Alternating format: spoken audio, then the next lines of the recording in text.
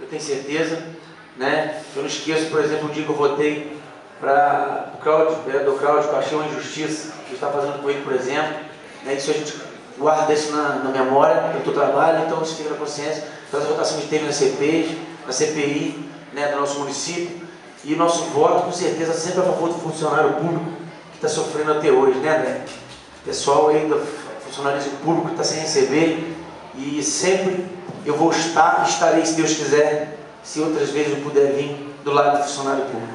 Então, eu quero agradecer a Deus em primeiro lugar e todas as pessoas que confiaram em mim e me confiaram 2.148 votos, né? Eu já falei que não foi dessa vez, mas eu não me sinto derrotado, né? Tenho certeza que Deus sabe todas as coisas, por isso a gente entrega o nosso caminho a Ele. E quero também dizer, né, para os nossos amigos vereadores que estão aqui, estou à disposição para essa casa também, de uma forma que eu puder ajudar, né? Estarei, se eu puder, sempre no plenário, aqui na assistência, né? Se puder um dia também do lado sempre do povo, também politicamente falando, para ajudar de alguma forma.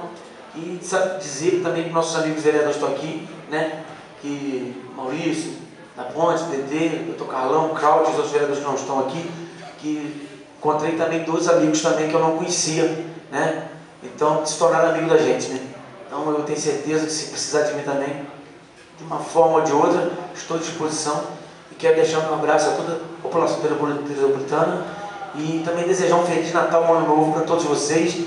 E Deus sabe do nosso caminho, Deus sabe do nosso rumo, que vamos seguir daqui para frente.